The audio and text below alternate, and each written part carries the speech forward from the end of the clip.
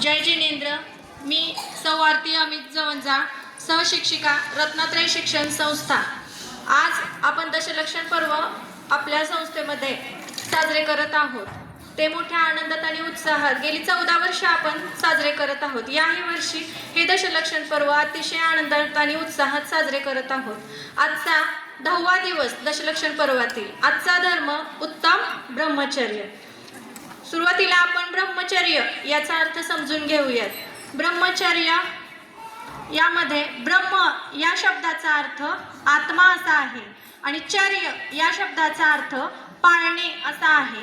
मग आत्मा पाळणे म्हणजे काय की आपली आत्मा ही शुद्ध असावी, आपली आत्मा ही पवित्र असावी। उत्तम ब्रह्मचर्य यामध्ये सांगितलं गेलेलं आहे की आपल्या इंद्रियांवर ताबा असावा। आपल्या इंद्रियांवर ताबा म्हणजेच आपला आत्मा पवित्र आणि आपली आत्मा ही शुद्ध। त्याचबरोबर उत्तम ब्रह्मचर्य म्हणजे काम वासनेचा त्याग, काम वासनेचा त्याग। त्याचबरोबर वासनेकडून वात्सल्याकडे जाणे म्हणजे उत्तम ब्रह्मचर्य होय। तुम्हाला माहिती आहे की आपण एखाद्या व्यक्ती पाहतो, त्या व्यक्तीचं आपण मूल्यमापन करतो, बरोबर? मग ती व्यक्ती पाहिल्याबरोबर आपण ठरवतो का की ती व्यक्ती चांगली किंवा वाईट? तर ती व्यक्ती चांगली किंवा वाईट याचं मूल्यमापन आपण कसं करायचं? तर तिचा अंतरात्मा पाहणं गरजेचं आहे। त्या व्यक्तीमध्ये चांगले गुण असावेत, त्या व्यक्तीचा आत्मा चांगला असावा, शुद्ध असावा आणि पवित्र असावा, तर ती व्यक्ती चांगली।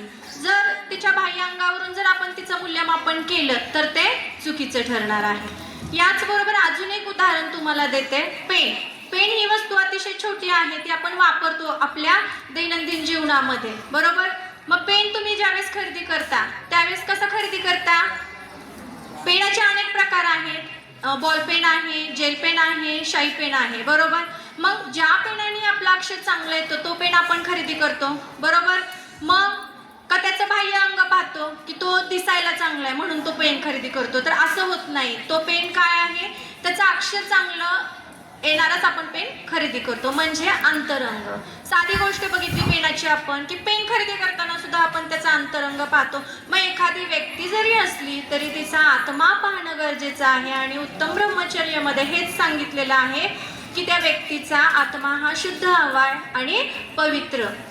अशा प्रकारे उत्तम ब्रह्मचर्य म्हणजे काय की वासनेकडून वात्सल्याकडे जाणे आणि काम वासना इथे नष्ट होणे म्हणजेच उत्तम ब्रह्मचर्य होय। या संदर्भात मी तुम्हाला एक गोष्ट सांगणार आहे। तुम्हाला गोष्ट ऐकायला आवडते ना? तर ती गोष्ट ऐकायची आहे। एक अयोध्या नगराचा राजा राम असतो आणि हा राम मुनी बनणार असतो आणि याला तपस्या करून मोक्ष प्राप्ती करायची असते, म्हणून तो तपस्या करत असतो। आणि याची राणी जी असते तिचं नाव सीता असतं आणि ही सीता काय करत असते, ती पृथ्वीमती मातेकडून तिला एक वरदान मिळालेलं असतं आणि शक्ती पण मिळालेली असते खूप की दुसरं रूप धारण करायचं। मग त्या शक्तीचा ती काय करते, वापर करत असते। तिचं पती रामांवरती खूप प्रेम असतं आणि तिला वाटत असतं की आपले पती आपल्यासोबत खूप वर्ष राहावेत, त्यांना लवकर मोक्ष प्राप्त होऊ नये। परंतु रामांची अशी इच्छा असते की आपल्याला मोक्ष प्राप्ती व्हावी तपस्या करून। मग एक दिवस तिचे पती राम एका झाडाखाली मोठी तपस्या करत बसलेले असतात आणि तपस्या करताना ते इतके स्वतःच्या आत्म्यामध्ये लीन असतात की त्यांना आपल्यासोबती काय चाललंय हे समजतच नाही।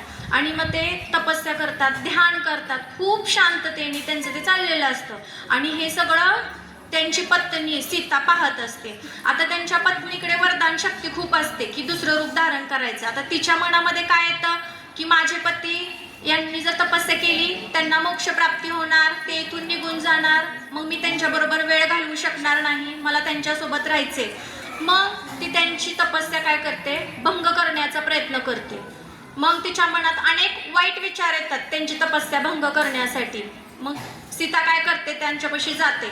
मग एका झाडाखाली जिथं राम बसलेले असतात तिथं गोंधळ घालते, त्यांच्यापाशी जाते, रडते। ती सांगते की मी तुमच्याशिवाय राहू शकत नाही राम, तुम्ही मला सोडून जाऊ नका, आपलं वयच काय आहे मोक्षप्राप्तीचं, आपण अजून एकमेकांसोबत राहूयात, जगूयात, आपण या जीवनाचा आनंद घेऊयात, आणि तुम्ही जर गेलात तर मी तुमच्याशिवाय जगू शकत नाही. आणि मग हे रामासोबत बोलताना रामाला याचा काही फरक पडत नाही, राम हे ऐकत नाही, ते त्यांच्या तपस्येमध्ये ध्यानात मग्न असतात.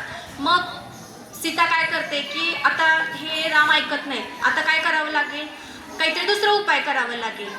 मग ती काय करते, 1000 बायका तिथं बोलवते की ते सगळेजण तिथं जमून गोंधळ घालतील, आणि मग काय होईल, पती तिच्या रामाची तपस्या काय होईल, भंग होईल. पण तरी सुद्धा रामांना काही फरक पडत नाही की आपल्या सोबतही किती गोंधळ चाललाय, काय चाललंय. त्या 1000 बायका खूप गोंधळ करतात, ओरडतात, नाच करतात, हसतात, तरी तिचे पती राम आहे ते आपल्या तपस्येमध्ये लीन असतात, आपल्या आत्म्यामध्ये लीन असतात, त्यांना काहीही फरक पडत नाही. आणि अशा प्रकारे एक आभाळातून एक मोठा प्रकाश येतो, आणि तो प्रकाश रामांच्या अंगावरती पडतो, आणि तिचे पती राम हे अर्यंत बनतात, त्यांना मोक्ष प्राप्ती होते, ते देव बनतात, आणि ते तिथून निघून जातात, आणि सीता तशीच राहते.